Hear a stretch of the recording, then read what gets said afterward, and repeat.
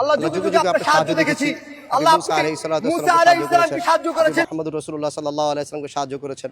আমরা মুহাম্মদ রাসূলুল্লাহ সাল্লাল্লাহু আলাইহি ওয়াসাল্লামের এতিম উম্মত। আল্লাহ আমরা আপনাকে দেখি নাই, আপনাকে দেখার কোনো সুযোগ নেই। আল্লাহ আপনি আমাদেরকে সাহায্য করবেন না।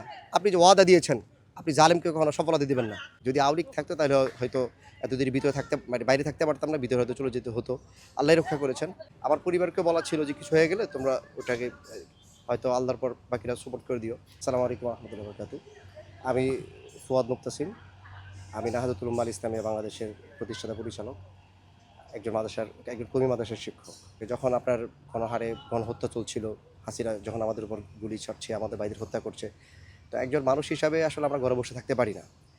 আর বিশেষ করে আমরা যারা কওমি মাদ্রাসা আছি, আমাদের আন্দোলনটা শুরু হয়েছে অনেক আগে থেকে। 2013 সাল থেকেই আমরা কিন্তু আসলে আন্দোলন মাঠে ছিলাম। 2021-ও ছিলাম আলহামদুলিল্লাহ, এবং 2024-ও আমি আলহামদুলিল্লাহ ছিলাম। মানে 3 সালেই আমি ছিলাম, 3টা বড় বড় আন্দোলন আমি ছিলাম আলহামদুলিল্লাহ।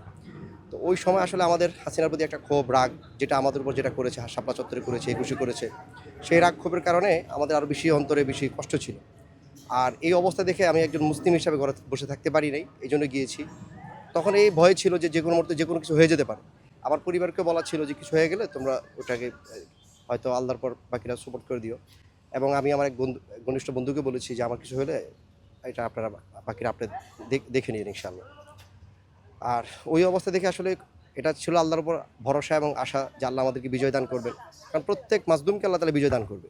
আমরা যদি আল্লাহর কাছে সাহায্য চাই, আল্লাহ অবশ্যই আমাদেরকে বিজয় দান করবে। তো জুলাই আন্দোলনের আসলে ফুল মাস্টার মাইন্ড ছিলেন একমাত্র আল্লাহ সুবহানাহু ওয়া তাআলা। আল্লাহ যদি না চাইতেন আসলে কোনো কিছু সম্ভব ছিল না।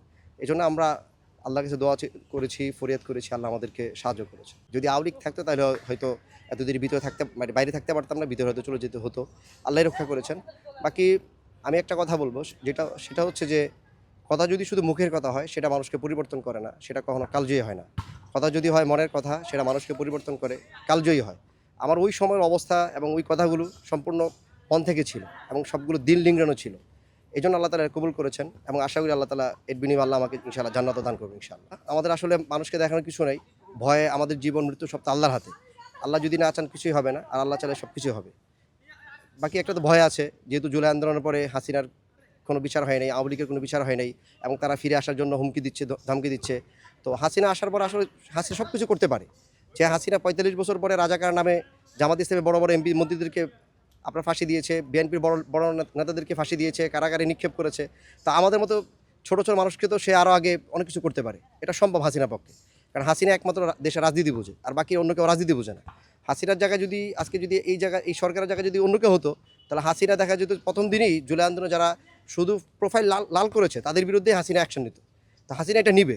হাসিনা যখনই ফিরে আসবে, হাসিনা না নেয়, আওয়ামী লীগ যদি কোনোদিন ফিরে আসে, আওয়ামী লীগ এই কাজটাই করবে। কারণ আওয়ামী লীগ রাজনীতি বোঝে এবং আওয়ামী লীগ তাদের শত্রুদের সাথে কখনো আপোষ করে না, যেটা আমরা অনেকে করি, আমাদের অনেক দল করে, কিন্তু হাসিনাই ভুল জীবনে করবে না। হাসিনা কখনো সাপকে এক গর্তে দুইবার সে ধ্বংস হয় না, এবং সাপকে কখনো সে প্রশ্রয় দেয় না। আমাদের অনেক দল আপনার পরে এই জুলাইয়ের পরে অনেক দলই আওয়ামী লীগের সাথে করেছে, সমঝোতা করেছে, আওয়ামী লীগের সাথে একটা আদত করার চেষ্টা করছে। কিন্তু এটা ভুলে গেলে চলবে না, হাসিনা সেই নরাপিচাস, যে নরাপিচাস 47 বছর পরও তার বাবার খুনের জন্য ফাঁসি দিয়েছে, এবং সে অনেক বড় বড় অনেক রায় সে কার্যকর করেছে, যেটা কিন্তু আমরা অনেক রাজনীতি দলকে করতে দেখিনি। হাসিনা এই দেশে আসার পরে সবার আগে তো তার বিচার হওয়া দরকার, তাকে ফাঁসি দেওয়া দরকার। এই হাসিনা যে এই যে প্রভাবটা দেখাতে পারছে বা বলছে যে দেশে আসবে, এর বড় কারণ হচ্ছে আমরা তার বিচার করি নাই। যদি বিচার করতাম, আওয়ামী লীগের বিচার করতাম, আওয়ামী লীগকে নিষিদ্ধ করতাম, তাহলে আওয়ামী লীগ আর এই প্রভাব এবং প্রতিপত্তি দেখাতে পারতাম।